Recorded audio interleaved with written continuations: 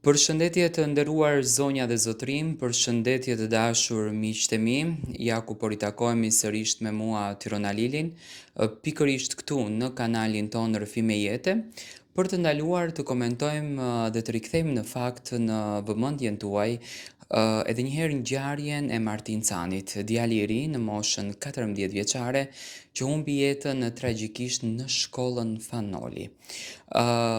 Martin Cani u vra nga bashkëmoshatari i tij me thik për një problem, le ta quajmë fëmijësh.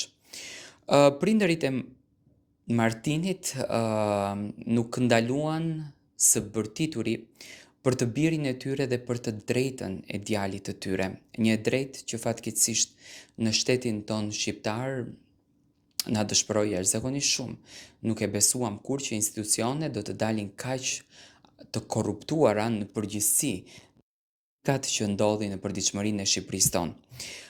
Një stol i vendosur pranë shkollës Fanoli u bë problemi kryesor, një mospranim nga drejtoresha e kësaj shkolle, por unë dua ta shtjelloj situatën se çfarë më konkretisht ka ndodhur.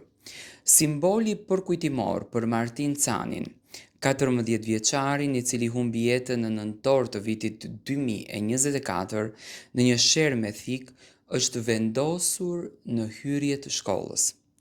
Të pranishëm në këtë ngjarje ishin edhe prindërit e Martinit, Ëngjëll dhe Florina Cani. Në hyrje të shkollës 9 vjeçari Fanoli në Tiranë ishte parashikuar të vendosej një simbol përkujtimor për Martin Canin, 14 vjeçarin, i cili humbi jetën në nëntor të vitit 2024 në një sherr me thik. Një stol kur të gjithë mund të ulen, por që mbi të do të kishte një mbishkrim të ndjerë, shoqëruar edhe me foton e tij. Do me thënë, ishte përgatitur një stol i cili do të pozicionoheshte në një kënd të shkollës, aty ku Martini i thuri ëndrat e tij të para, i këndoi këngët e tij të para, e gjuajti topin për herë të parë pasi që ishte një admirues i jashtëzakonshëm i futbollit, dhe pikërisht në këtë stol do të kishte edhe një shkrim me foton e Martin Canit.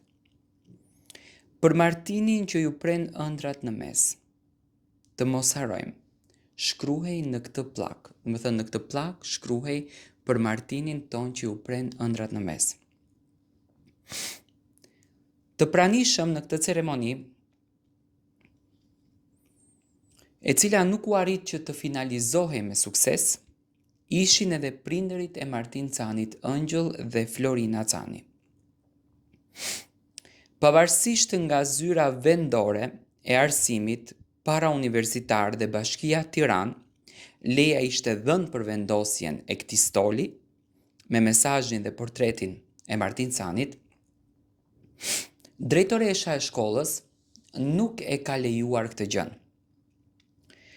Zyra vendore e arsimit parauniversitar Tiranë shpreh dakordsinë në lidhje me vendosjen e një stolit përkujtimor në ambientet e shkollës 9 vjeçare Fanoli. Në qytetin e Tiranës, në kujtim të nxënësit Martin Cani, thuheshte në konfirmimin e kësaj kërkese. Por, çfarë ndodhi? Drejtoresha, me pretendimin se mund të ndikojë te nxënësit e shkollës, nuk ka lejuar familjarët e Canit dhe aktivistët që ishin të pranishëm për vendosjen e këtij stoli në vendin e përcaktuar. Fillimisht njerë, familjarët e Martinit janë shprehur edhe nëpër televizione që drejtoresha nuk ka bërë edhe një telefon ngushëllimi tek familjarët, e lëre më, do me thënë, të shprehte tjetër gjë, por më e keqja është që pa marrë parasysh që nuk i respektoi, që nuk i nderoi, që edhe në vizitë nuk ju shkoi, drejtoresha bën problem edhe në vendosjen e këtij stoli, që realisht ky stol meriton më së shumti se kur të vendoset aty në shenjë respekti të emrit edhe të imazhit të Martin Canit.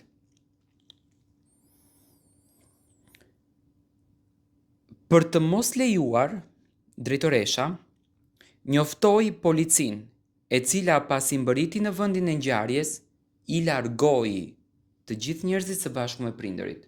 Ja çfarë bën shteti jon. Stoli është lënë në një cep të shkollës dhe nuk dihet nëse në vijim do të vendoset apo jo. Tani, ndërkohë, në nëntor të vitit 2025, në ambientet e një fushë sportive, u vendos një plakat metalike përkujtimore me portretin e Martin Canit të realizuar me lazer. Tani, ç'të keqe kishte në qoftë se kjo drejtoresh do të toleronte që të vehej ky stol brenda shkollës ku Martini ka mësuar, ku Martini ka studiuar dhe ku Martini është edukuar. Tani, si u vra Martin Cani, ju të gjithë e dini që më 18 nëntor, 3 ditë pasi kishte lindur konflikti mes 2 të miturve, Martinit dhe një bashkëmoshatarit brenda shkollës, për motive krejt banale, i cili në dukje u mbyll, por që u rindes sërish po brenda shkollës.